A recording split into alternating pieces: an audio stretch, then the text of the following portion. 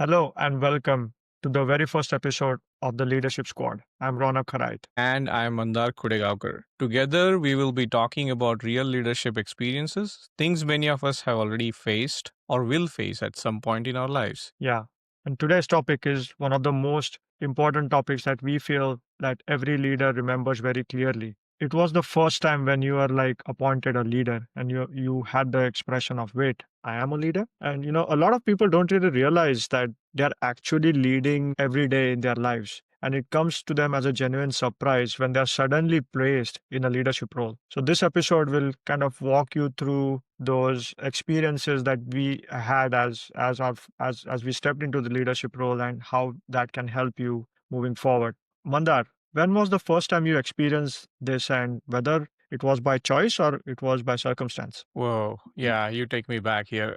There are multiple stories that I can think of, but there's one that really comes on the surface. I was a recent graduate, and I was working in a solar construction project in Gujarat, India. This was one of the first three solar projects being built in India. This was 2011 period. So the problem was not a lot of workforce really understood what a solar project meant and what constructing a solar project actually included. Looking at the project, one day we were at site trying to understand the designs because there's a lot of people, a lot of labor around us trying to make sure what's going on. We saw a truck loaded with some steel structures came on the site, and we were looking at the designs, and I realized that nobody actually understood what to do. And this was our first truck, by the way. So just looking at the site engineers and site managers to do something about it, they had no clue. And that's where I realized I think I need to do something. What I did there was I got into the truck and I verbally started telling every labor what to do. And this was not prescribed, this was not on the design. So we essentially started doing the process realization as we go. And at the same time, I asked another engineer to actually record what I have been saying. So this essentially became a standard operational practice, or we call it SOP in any Mhm, project. mhm. And what I realized in this process was there was a sense of accountability that I had to imbibe or I had to share. And for that brief period of time, I had to represent my leadership qualities because everybody was so confused and had Mhm. no idea. And the project was pretty much stopped for a few hours there. So, taking that particular situation in my own hands and helping the team driving through, and not only doing that, but also making sure that there is a documentation that will help the further processes along was definitely very influential on getting the project back on track, getting people aligned, and people also realized that it was like a physical sense of representation that yes, this is new, but there is a solution. But how to get to the solution, that particular process or that particular step that I took was able to sort of show to all the people around us. So Right. everybody started doing the same thing. They also started taking the actions, recording those actions, making sure that these actions actually are followed by another ones, and they're following the designs. So for next 2 weeks, we were essentially following this whole process, which ended up into a sort of a Bible, you may call it, for conducting or constructing a solar project. And not Right. only in our own company, we actually were able to give it to different consultants, to different, other companies also to help them understand what is going on. Right. So that kind of So helped you go on from a shell from an engineer to a leader, right? That was the point at which you realized, exactly. wait, I am the leader here and I need to take that leap of faith and really lead going forward and help people and guide them. Exactly. And to a physical representation, I was able to demonstrate that. So that was Yeah, very yeah. Yeah, no, that was a very interesting experience and a very fantastic story. That kind of helped you realize, hey, wait, I'm a leader now and I need to take the first steps to help and guide people. My leadership experience goes back even further. It was the year 2000. It's been 26 years. It takes me back, and saying that out loud makes me feel kind of old. But I was selected by my coach as the captain of my under 14 cricket team. And at that point, I had been playing semi professional cricket for about 4 to 5 years, and I was a decent player, but definitely I wasn't the best in the team. So when my coach selected me as the captain, needless to say, it was a controversial decision. The superstars in the team wanted to be the captain as well. Years later, I understood, I was mature enough to understand and ask my coach why he picked me. His answer has stayed with me for a long time. He said, I needed someone who could hold a team of superstars together through discipline and dedication. I was always punctual, followed instructions, and made sure the message was delivered clearly to my team. And most importantly, the team trusted me. So it's not necessary that, superstars in the team or subject matter experts can be good leaders, right?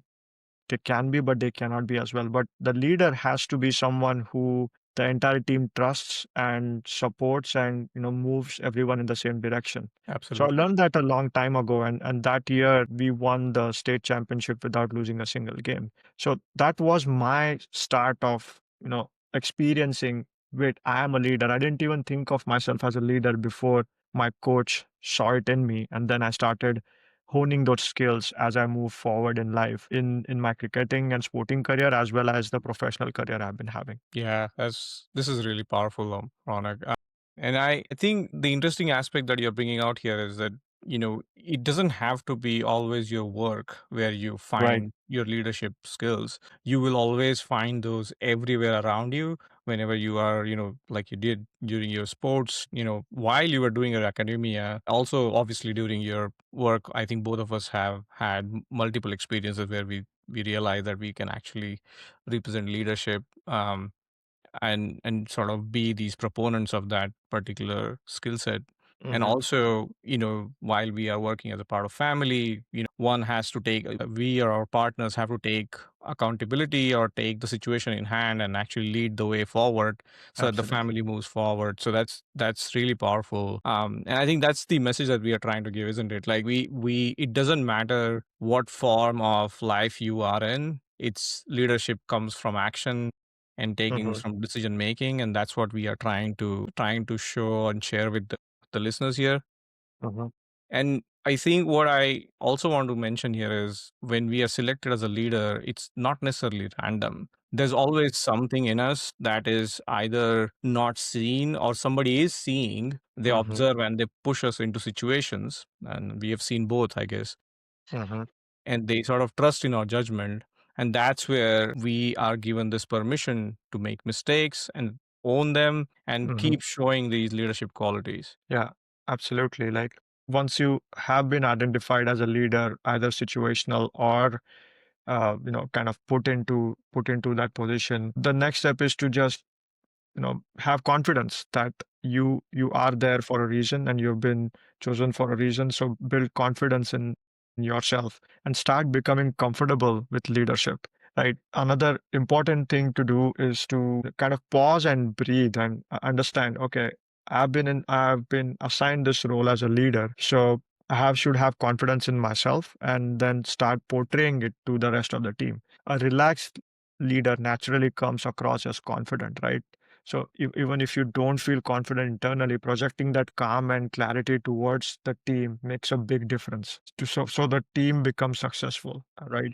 And I wanted to say to our listeners that if you're feeling that less confidence is a part of being a new leader, you are not alone. There have been several instances we both have experienced that as well as we are growing towards leadership roles, right? But there are books and podcasts and mentors that we refer to, typically reach out to, and plenty of resources that can help you grow the confidence as a leader. So, Mandar, what are some of the resources that have helped you to gain confidence as a new leader? Yeah, absolutely. There are some really good books out there that sort of open different facets of leadership.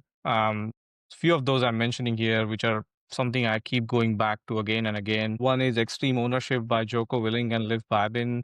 Great book on accountability and ownership and how one can be accountable even though they are not leading a certain team. Leaders Eat Last by Simon Sinek. Simon Sinek has been a very influential to a lot of leaders in corporate and not corporate leaders. I think most of the people already know him by his TED talk, but he's a very influential writer and he comes with a very interesting point of views. Definitely recommend that. And for people who are going through some tough decision making, I would recommend Can't Hurt Me by David Goggins. Mhm. This book is more oriented towards resilience and endurance of a human being but it does definitely Mhm. helps you to make very difficult decisions. And as a leader, as we know, this is something we have to keep doing Yeah. regularly. Yep. And then there is Just Listen by Mark Goulston. This is about more about listening, which is one of the key aspects of leader. Mhm. And then the final, but not the least, the Vision Driven Leader by Michael Hyatt. This is Mhm. focused on designing a vision. Every leader wants to define a vision. That's the core of this. And we'll definitely go in deeper levels of vision in our following episodes. But this Yeah. book is definitely a must read for those who want to start this journey of leadership. Yeah. That's a great list, Mandar. We'll make sure for our listeners to include the links to these books in the show notes as well. But the topics that you mentioned are so wide and so many things can be talked about it. For example, you spoke about taking tough decisions. That's something that you and I have been experiencing quite frequently recently. And we have to get thick-skinned in terms of leaders because not everybody is going to be happy with every decision we take, but we have to take that call. That's why we are those leaders. So we'll keep talking about this in future episodes because there's a lot to talk about and a lot to share with our listeners. Yep, absolutely. And what I want to say here is that from our experience, there's absolutely no reason why one cannot think themselves as a good leader. Even if a person is not very vocal and do not want to talk to a lot of people, they can still Hmm. lead situations, various situations, and that itself is leadership. Helping the team in Absolutely. every form is leadership. Taking ownership of something is leadership. So it doesn't have to be represented by a team, it has to be represented by the situation. Is something we want to make sure that people understand, and the listeners should definitely note this point, that all of you